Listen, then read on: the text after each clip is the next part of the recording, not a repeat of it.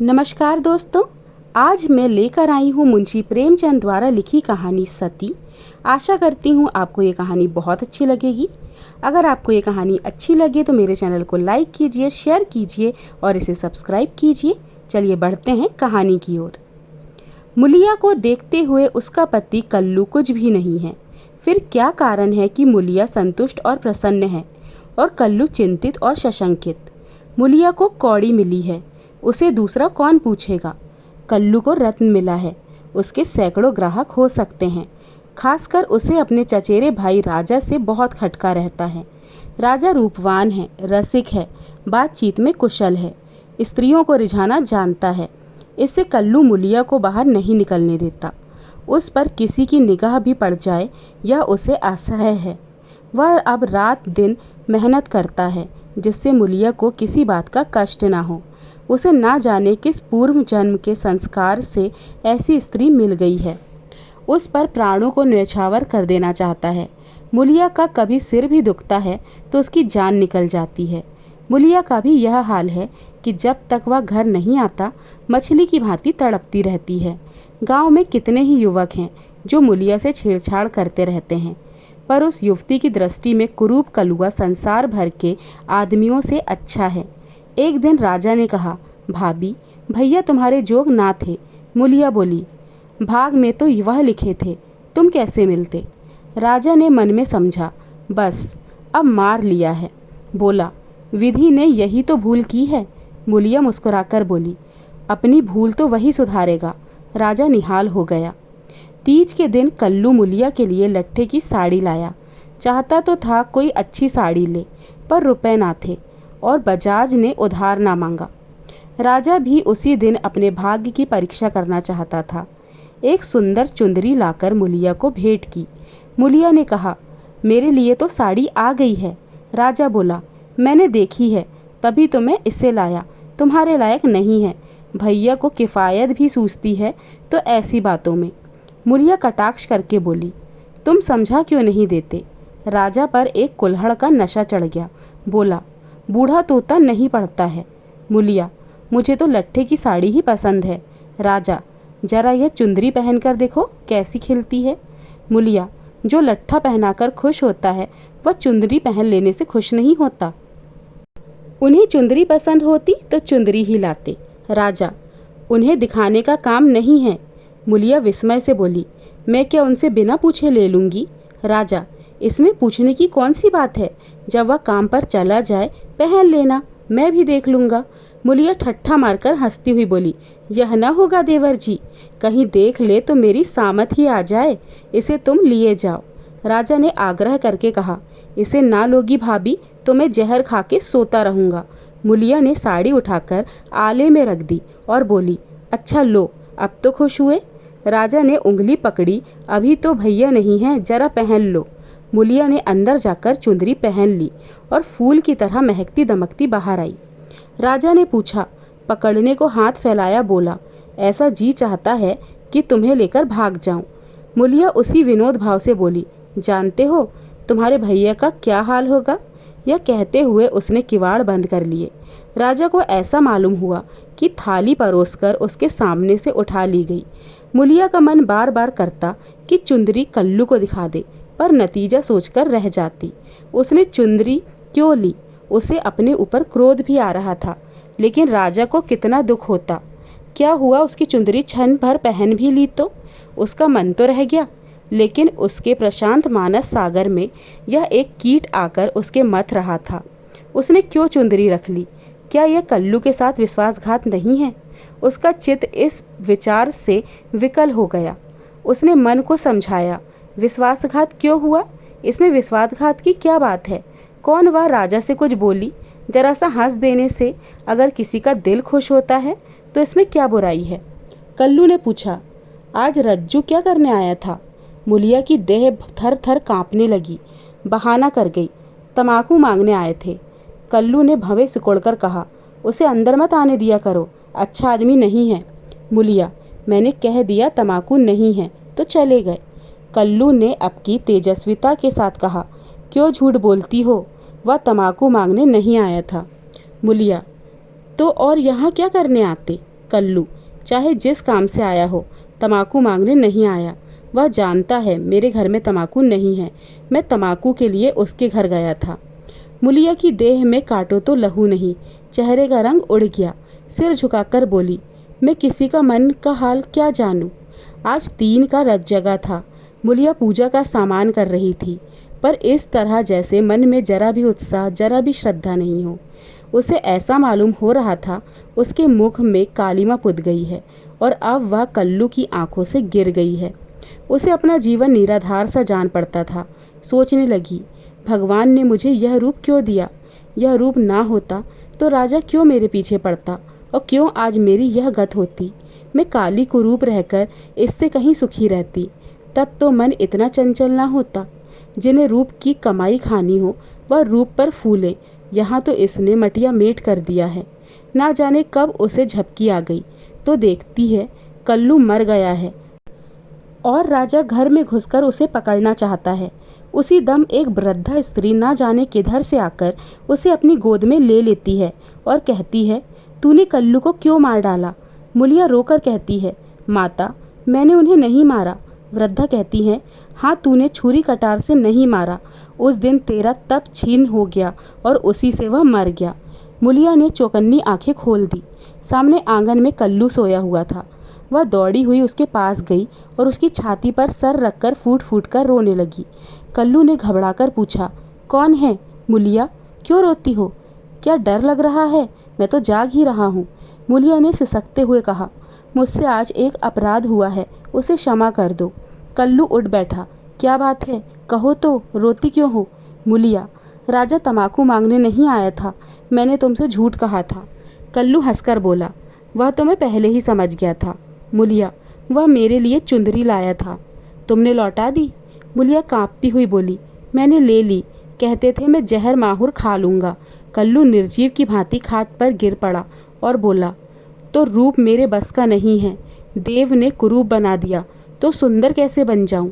कल्लू ने अगर मुलिया को खौलते हुए तेल में डाल दिया होता तो भी उसे इतनी पीड़ा ना होती। कल्लू उस दिन से कुछ खोया खोया सा रहने लगा। जीवन में वह उत्साह न रहा, न वह आनंद। हंसना बोलना भूल सा गया। मुलिया ने उसके साथ जितना विश्वासघात किया था उससे कहीं ज़्यादा उसने समझ लिया और यह भ्रम उसके हृदय में केवड़े के समान चिपट गया। वह घर अब उसके लिए केवल लेटने बैठने का स्थान था और मुलिया केवल भोजन बना देने वाली मशीन।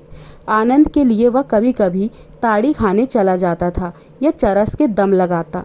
मुलिया उसकी दशा देख देख अंदर ही अंदर कुढ़ती थी। वह उस बात को उसके दिल से निकाल देना चाहती थी, इसलिए उसकी सेवा और मन लगाकर करती। उसे प्रसन्न करने के लिए बार बार प्रयत्न करती, पर वह जितना ही उसकी खींचने की चेष्टा करती उतना ही वह उससे विचलता था, जैसे कोई कांटिए में फंसी हुई मछली हो। कुशल यह था कि राजा जिस अंग्रेज के यहाँ खानसामा था उसका तबादला हो गया और राजा उसके साथ चला गया, नहीं तो दोनों भाइयों में से किसी न किसी का जरूर खून हो जाता। इस तरह साल भर बीत गया। एक दिन कल्लू रात को घर लौटा तो उसे ज्वर था। दूसरे दिन उसकी देह में दाने निकल आए। मुलिया ने समझा माता है, मान मनौती करने लगी, मगर 4-5 दिन में ही दाने बढ़कर आंवले पड़ गए और मालूम हुआ कि यह माता नहीं है, उपदंश है। कल्लू के कलुषित भोग विलास का यह फल था। रोग इतनी भयंकरता से बढ़ने लगा कि आंवलों में मवाद पड़ गया और उसमें से ऐसी दुर्गंध उठने लगी कि पास बैठते नाक फटती थी। देहात में जिस प्रकार का उपचार हो सकता था वह मुलिया करती थी, पर कोई लाभ न होता था और कल्लू की दशा दिन बर दिन बिगड़ती जाती थी। उपचार की कसर वह अबला अपनी स्नेहमय सेवा से पूरी करती थी। उस पर गृहस्थी चलाने के लिए अब मेहनत मजदूरी भी करनी पड़ती थी। कल्लू तो अपने किए का फल भोग रहा था। मुलिया अपने कर्तव्य का पालन करने में मरी जा रही थी। अगर कुछ संतोष था तो यह कल्लू का भ्रम उसकी इस तपस्या से भंग होता जाता था। उसे अब विश्वास होने लगा था कि मुलिया अब भी उसी की है। वह अगर किसी तरह अच्छा हो जाता तो फिर उसे दिल में छिपाकर रखता और उसकी पूजा करता। प्रातः काल था। मुलिया ने कल्लू का हाथ मुंह धुलाकर दवा पिलाई और खड़ी पंखा डुला रही थी कि कल्लू ने आंसू भरी आंखों से देखकर कहा, मुलिया, मैंने उस जन्म में कोई भारी तप किया था कि तू मुझे मिल गई। तुम्हारी जगह मुझे दुनिया का राज मिले तो भी ना लूँ। मुलिया ने दोनों हाथों से उसका मुंह बंद कर दिया और बोली, इस तरह की बातें करोगे तो मैं रोने लगूंगी। मेरे धन्य भाग कि तुम जैसा स्वामी मिला। यह कहते हुए उसने दोनों हाथ पति के गले में डाल दिए और लिपट गई। फिर बोली, भगवान ने मुझे मेरे पापों का दंड दिया है। कल्लू ने उत्सुकता से पूछा, सच कह दो मूला, राजा और तुम में क्या मामला था? मुलिया ने विस्मित होकर कहा, मेरे और उसके बीच में कोई मामला हुआ हो तो भगवान मेरी दुर्गति करे। उसने मुझे चुंदरी दी थी, वह मैंने ले ली, फिर मैंने उसे आग में जला दिया। तब से मैं उससे नहीं बोली। कल्लू ने ठंडी सांस खींचकर कहा, मैंने कुछ और ही समझ रखा था। ना जाने मेरी मति कहाँ हार गई थी। तुम्हें पाप लगाकर मैं आप पाप में फंस गया और उसका फल भोग रहा हूँ। उसने रो रो कर अपने दुष्कृत्यों का पर्दा खोलना शुरू किया और मुलिया आंसू की लड़ियाँ बहाकर सुनने लगी। अगर पति की चिंता ना होती तो उसने विष खा लिया होता। कई महीने के बाद राजा छुट्टी लेकर घर आया और कल्लू की घातक बीमारी का हाल सुना तो दिल में खुश हुआ। तीमारदारी के बहाने से कल्लू के घर आने जाने लगा। कल्लू उसे देखकर मुंह फेर लेता, लेकिन वह दिन में 2-4 बार ज़रूर आता था। एक दिन मुलिया खाना पका रही थी कि राजा ने रसोई के द्वार पर आकर कहा, भाभी, क्यों अब भी मुझ पर दया ना करोगी? कितनी बेरहम हो तुम। कई दिन से तुम्हें खोज रहा हूँ, पर तुम मुझसे भागती फिरती हो। भैया अब अच्छे ना होंगे, इन्हें गर्मी हो गई है। इनके साथ क्यों अपनी ज़िंदगी खराब कर रही हो? तुम्हारी फूल सी देह सूख गई है। मेरे साथ चलो, कुछ ज़िंदगी की बहार उड़ाएं। यह जवानी बहुत दिन ना रहेगी। यह देखो, तुम्हारे लिए एक करण फूल लाया हूँ, ज़रा पहनकर मुझे दिखा दो। उसने करण फूल मुलिया की ओर बढ़ा दिया। मुलिया ने उसकी ओर देखा भी नहीं, चूल्हे की ओर ताकती हुई बोली, लाला, तुम्हारे पैरों पड़ती हूँ, मुझे छेड़ो मत। यह सारी विपत्ति तुम्हारी लाई हुई है। तुम ही मेरे शत्रु हो, फिर भी तुम्हें लाज नहीं आती? कहते हो भैया अब इस किस काम के हैं। मुझे तो अब वह पहले से कहीं ज़्यादा अच्छे लगते हैं। जब मैं ना होती तो वह दूसरी सगाई कर लेते, अपने हाथों ठोक खाते। आज मैं ही उसका आधार हूँ, वह मेरे सहारे जीते हैं। अब मैं संकट में उनके साथ दगा करूँ तो मुझसे बढ़कर अधम कौन होगा, जबकि मैं जानती हूँ कि संकट का कारण भी मैं ही हूँ। राजा ने हंसकर कहा, यह तो वही हुआ जैसे किसी की दाल गिर गई तो उसने कहा, मुझे तो सूखी ही अच्छी लगती है। मुलिया ने सिर उठाकर उसकी ओर सजोत नेत्रों में से ताकते हुए कहा, तुम उनके पैरों की धूल के बराबर नहीं हो लाला। क्या कहते हो तुम? उजले कपड़े और चिकने मुखड़े से कोई आदमी सुंदर नहीं होता। मेरी आंखों में तो उनके बराबर कोई दिखाई ही नहीं देता। कल्लू ने पुकारा, मूला, थोड़ा पानी दे। मुलिया पानी लेकर दौड़ी। चलते चलते करण फूल का ऐसा ठुकराया कि आंगन में जा गिरा। राजा ने जल्दी से करण फूल उठा लिया और क्रोध से भरा हुआ चल दिया। रोग दिन पर दिन बढ़ता गया। ठिकाने से दवा दारू होती तो शायद अच्छा हो जाता, मगर अकेली मुलिया क्या क्या करती। दरिद्रता में बिरारी कोड़ का खाज है। आखिर एक दिन परवान आ पहुंचा। मुलिया घर का काम धंधा करके आई तो देखा कल्लू की सांस चल रही थी। घबराकर बोली, कैसा जी है तुम्हारा? कल्लू ने सजन और दीनता भरी आंखों से देखा और हाथ जोड़कर सिर नीचा कर लिया। यही अंतिम विदाई थी। मुलिया उसके सीने पर सर रखकर रोने लगी और उन्माद की दशा में उसके आहत हृदय से रक्त की बूंदें के समान शब्द निकलने लगे। तुमसे इतना भी ना देखा गया भगवान, उस पर न्यायी और दयालु कहलाते हो, इसलिए तुमने जन्म दिया यही खेल खेलने के लिए। हाय नाथ, तुम तो इतने निष्ठुर ना थे, मुझे अकेला छोड़कर ही चले गए। हाय, अब कौन मूला कहकर पुकारेगा? अब किसके लिए कुएं से पानी खींचूंगी? किसे बिठाकर खिलाऊंगी, पंखा डुलाऊंगी? सब सुख हर लिया तो मुझे ही क्यों छोड़ दिया?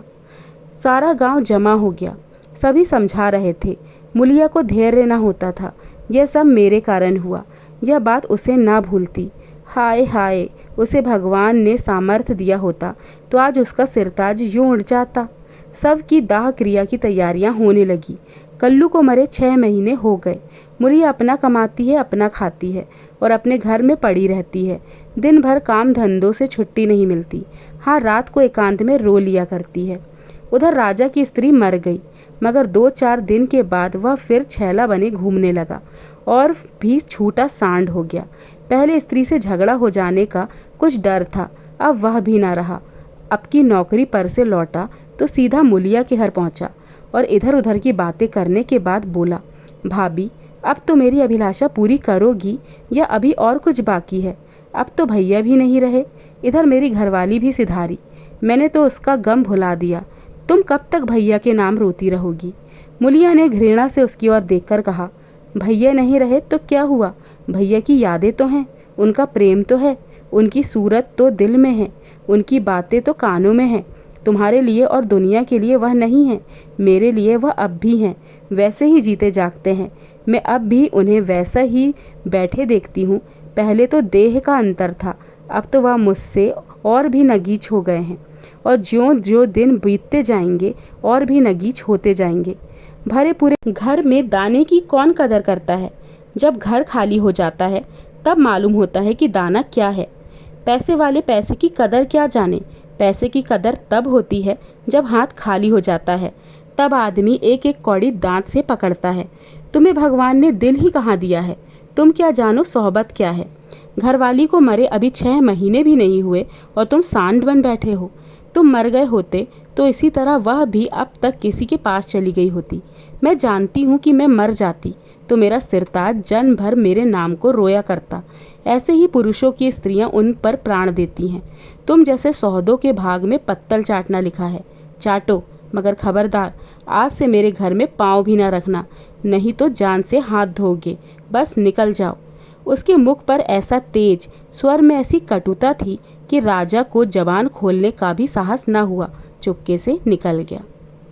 तो दोस्तों यही थी मुंशी प्रेमचंद जी की कहानी सती। और ये एक सती, इस कहानी को शायद इसलिए कहा गया है कि जिस तरह से एक पति की मृत्यु के बाद उसकी पत्नी उसी के साथ उसकी चिता में जल जाती है ना, तो उसे सती कहा जाता है। यहाँ पर जो मौली थी, क्या नाम था, मूली या मौली, वो पति के साथ जली तो नहीं मगर उसने अपना जीवन अपने पति के नाम कर दिया। उसका पति उस पर शक करता रहा, उसने गलत कुकर्म करे, उसका उससे फल भी हुआ, पर इस पत्नी ने हमेशा अपना कर्तव्य निभाया और इस तरह से उसने उसके देवर को भगा दिया, जो कि जिसके कारण उसके पति के मन में शक आया था। तो बहुत ही अच्छी कहानी थी, एक बहुत ही अच्छा रिप्रेजेंटेशन था फीमेल का, एक अच्छी का बात बताई गई थी औरत के बारे में। मुझे बहुत अच्छी लगी कहानी, उम्मीद करती हूँ आपको भी पसंद आई होगी। फिर मिलूँगी आपसे अपनी अगली कहानी में, तब तक के लिए नमस्कार।